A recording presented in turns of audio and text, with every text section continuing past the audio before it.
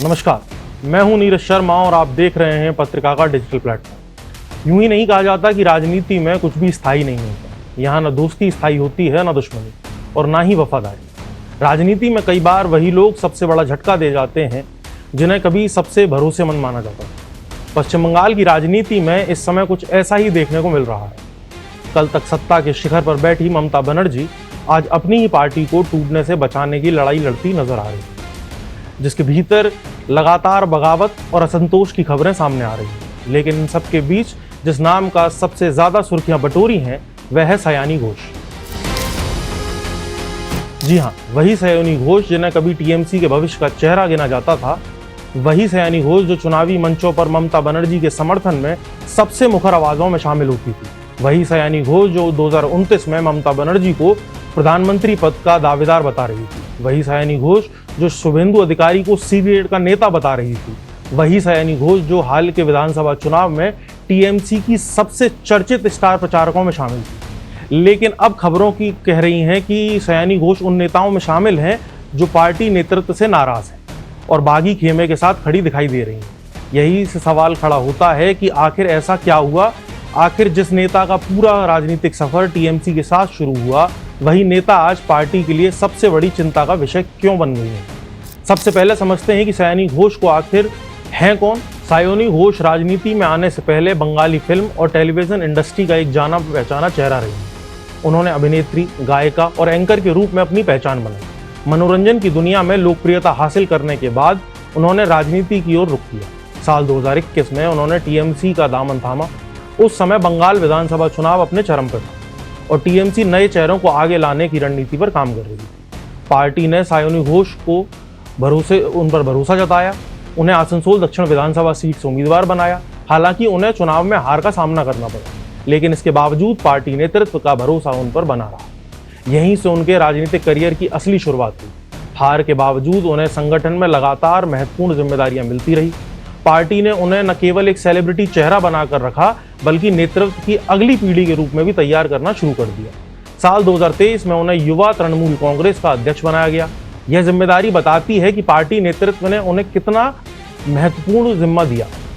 इसके बाद 2024 में लोकसभा चुनाव के दौरान पार्टी ने उन्हें जादवपुर जैसी अहम सीट से मैदान में उतारा। सयानी घोष ने चुनाव जीता और सांसद बनकर संसद में पहुंच गई। यानी सिर्फ 3 साल के भीतर अभिनेत्री ने संसद तक का सफर बड़ी आसानी से तेज और प्रभावशाली रूप में तय किया। यही वजह रहा कि आज जब उनका नाम बागी नेताओं के साथ जोड़ा जा रहा है तो यह सिर्फ एक सांसद की नाराजगी नहीं मानी जा रही। अब यह सवाल है कि आखिर सयानी घोष नाराज क्यों है।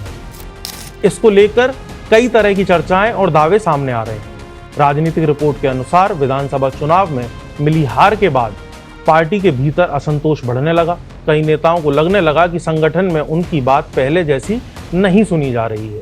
कुछ रिपोर्ट में यह भी दावा किया गया कि चुनाव प्रचार के दौरान जब सयानी घोष विपक्ष के निशाने पर थी, तब उन्हें लगा कि पार्टी नेतृत्व में उनके पक्ष में उतनी मजबूती से आवाज नहीं उठाई जितना वह अपेक्षा कर रही थी।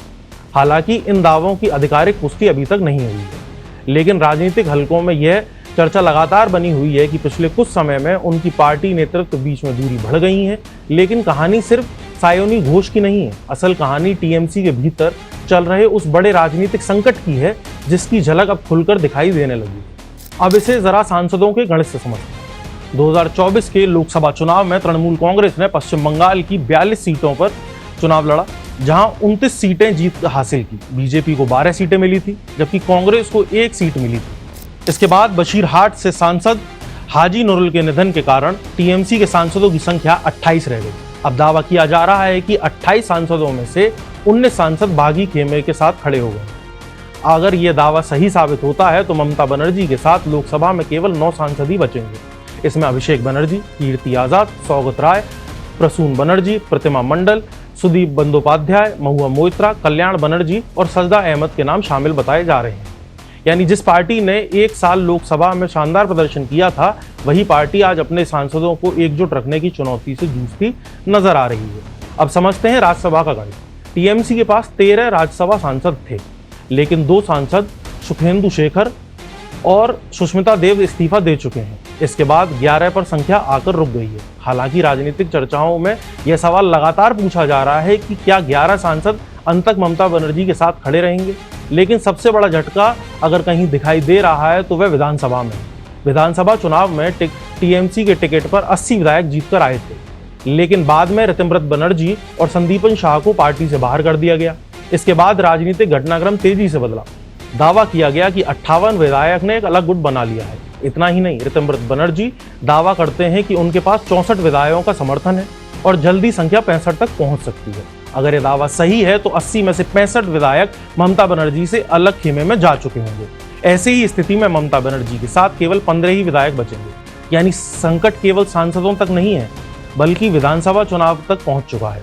यही शायद कई वजह बना हुआ है कि आज बंगाल की राजनीति में सबसे ज्यादा चर्चाएं किसी विपक्षी दल के नहीं, बल्कि टीएमसी के भीतर चल रही खींचतान की हो रही है। अब सवाल यह है कि आगे क्या होगा। क्या सयानी घोष वास्तव में ममता बनर्जी के राजनीतिक दूरी बना लेंगी? क्या बागी सांसद और विधायक अपना अलग राजनीतिक रास्ता चुनेंगे? क्या टीएमसी इस संकट से उभर पाएगी या फिर यह बंगाल की राजनीति में किसी बड़े बदलाव की शुरुआत है? इन सभी सवालों के जवाब आने वाले दिनों में मिलेंगे। लेकिन एक बात साफ है, अगर सयानी घोष जैसे चेहरे वास्तव में पार्टी से अलग होते हैं तो यह सिर्फ एक नेता का जाना नहीं होगा, यह उस राजनीतिक मॉडल का सवाल होगा जिसके दम पर टीएमसी ने वर्षों तक बंगाल में राजनीति में अपना दबदबा बनाए रखा। और शायद यही वजह है कि आज पूरे देश की नजरें सयानी घोष, ममता बनर्जी और तृणमूल कांग्रेस के अगले कदम पर टिकी हुई है। अब आप बताइए, क्या सयानी घोष का यह कदम सही है?